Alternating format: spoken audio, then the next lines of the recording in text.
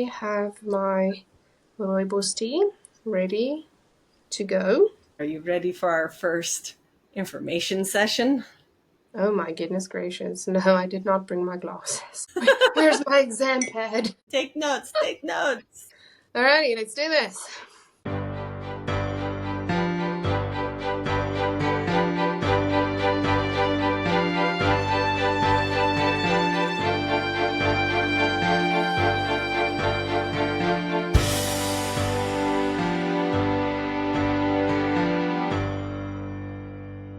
Hello everyone and welcome back to Tea and Tales.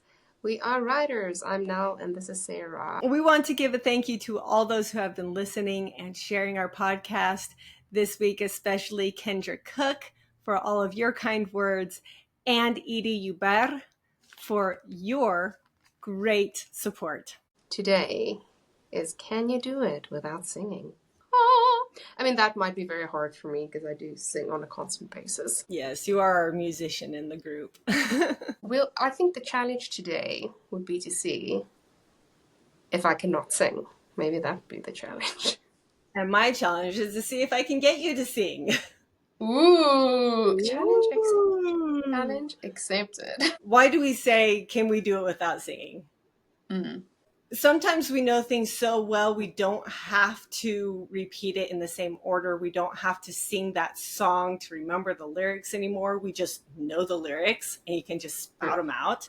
This is my favorite example. My favorite example of a well-known song that I can do without singing, that I think most people can. Let's try this. ZYXWVUTSRQPONNLKJIHGFEDCBA. Bless you. Shoo. Okay, shoo. Are you just trying to show off? Is that what you're trying to do? Because I feel I have to say up the periodic table just to, or say what the true value of pi is to compete with you now. Thank you very much, Sarah. Oh, you're welcome. You're welcome. Oh, but you know that song, don't you? Don't you know that song? No, I know. I like the backwards one. I've heard like the alphabet song, like sung forwards. So today we're talking about knowing your story, knowing your information. Just like if you know something well enough, you can say the ABCs forwards.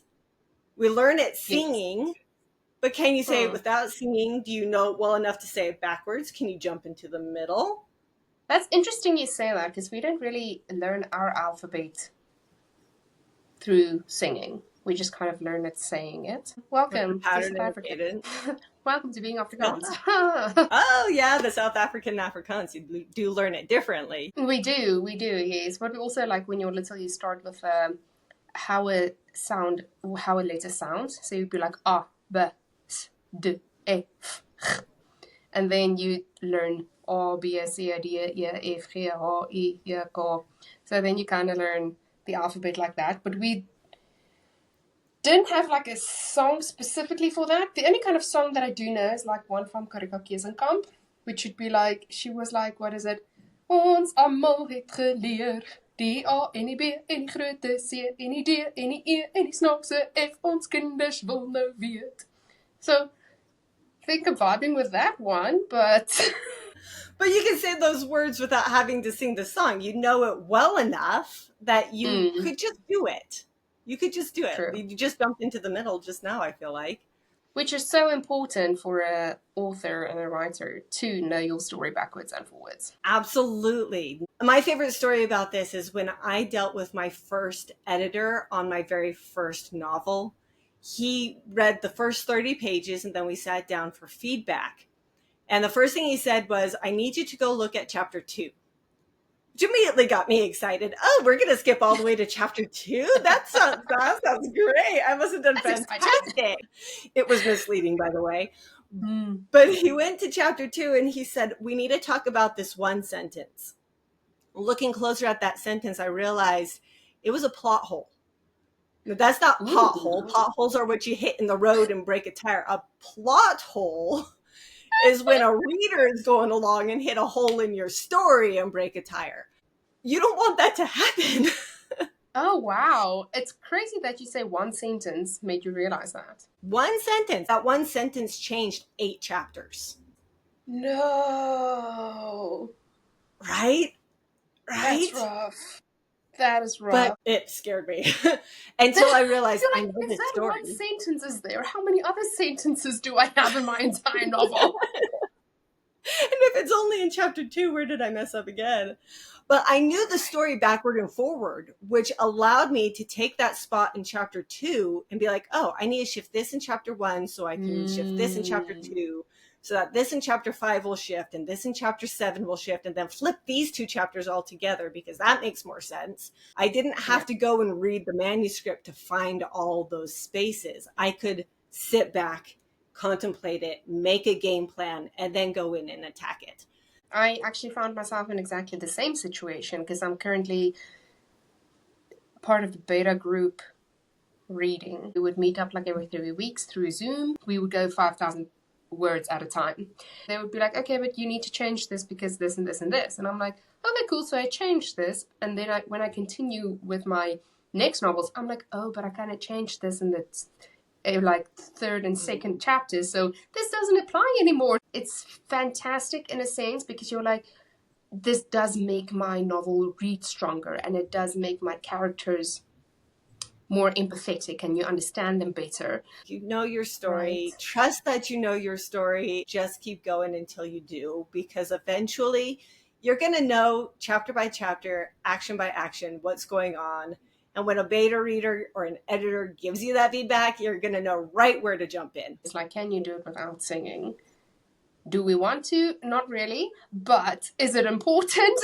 Yes, it is. Because you do need to know your novel back to front, front to back, up and down, left and right, to be able to, when you come in situations where you have plot holes, or where you come into situations where your beta readers feel your characters aren't deep enough, then you need to be able to support your reasoning for why you were doing it.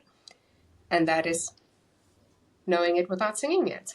And you should be able to go back to the reasoning for why you did a certain thing or how you did it. Or be like, okay, yes, I didn't do that and I can see why it's a problem. And then work on that. A lot of times people come to me and they're like, why did you do this? I know my story. It is because... And they're like, okay, fine, you can keep it. Yet I find it so funny, though, that I'm able to recollect something that happens like 20 chapters later or happened like 7 chapters before. Yet, for some or other reason, my character's eye color changes. And I'm like, we started with blue, now we have green. How did that happen?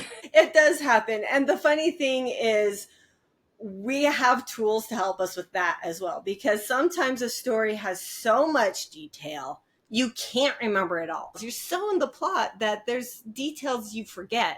So we use tools. We use tools like our World Bible in fantasy. We call it our World Bible because it's thick. You have to remember what you named all those random cities they're now going to pass through 3 books later. So you have like a whole book, like a book that you... that's nice that you have a name for it. I call mine Sticky Note on a Wall. Because that's what I do. Remember, eye color is blue. 100%. He drinks his coffee black. There you go. Exactly. It's okay to sing. Yeah. Can you do it without it? But it is okay to sing. It is okay to be like, oh yeah, it's this. It is. Small things, it's big things. And it's things that are not even in the novel. So the last episode, we put a teaser into this. You got to know the iceberg, the things that never make it into that novel. They only see that top of the iceberg, whatever's sticking up over the water. That's what your reader sees. That's what they experience. They don't know what you know, but they know you didn't put it in the novel. They don't know why they know it, but they know it. We have to know those backstories. So when he's reacting to similar situations, I know why he's reacting that way, and he stays consistent. 100%. And especially because one of the novels that I wrote is about a baker. And I like baking, but I'm not a very successful baker, let's put it like that. And so then, of course, you need to go and research what these careers are and what people do in their specific careers, what the pressure is like being in that career. And it's sometimes when you have to look at my history, you're like, what? Why are you looking up, I don't know, like a traffic cop? And I'm like, I mean, do you really want to know? You don't. But we The literally like writer sometimes search bar syndrome. basically. Yeah, so you need to know all those little details because if you decide that you want to make your character, I don't know, engineer, then you need to know what it is like being an engineer, what degree you need to have, personality you need to have, what kind of working relationship you need to have with people. And I think that's also things people sometimes don't understand and don't grasp. Because they're like, no, you just write. And I'm like, no. Even if you are the type of writer who does sit down and just write like me and you discover your characters, when you're done, you still have to go back and record all of that and have reasons for it and have a good character arc and character basis. I don't start that way, but by the end, I definitely have more information than ever made it onto the page.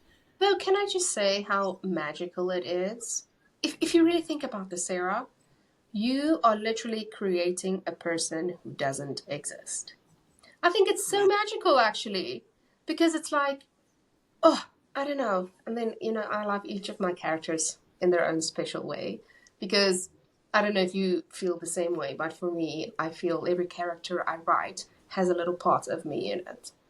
And so to be able then to see them bloom, it's literally like watching your own babies, like growing up. And I'm just like, that is always so special for me. So special. You protect your babies. Right? So my message to readers is, if you hit a detail that you wish you knew more about, there probably is more to know about that detail. Chill your guava. The writer figured it out. Chill your guava. Yes. It's probably there later, or it's in some anthology somewhere that comes out 10 years later, but the information is there. And just the fact that you can feel it and that you understand it, that's what our story is supposed to be about. It's what we're supposed to do, is make you imagine and to feel engrossed, giving you just enough of the details that you can relate, but not so much that we're holding your hand. Right. Very true. Creating a story is a journey into a deep relationship with your manuscript, right? So whether you plan before you write or you write before you plan, remember these tools.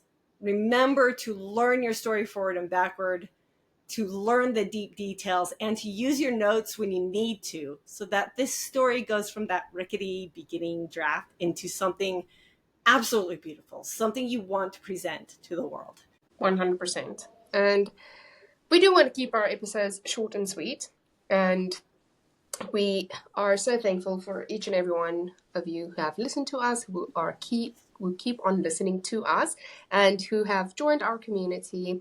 And we always encourage you to write notes, leave notes, and share your experiences, because one, it might be something that we haven't thought of and we can talk about on this podcast. And two, it is just a wonderful way for us as writers and readers and literary people to connect with each other and teach each other and learn from each other.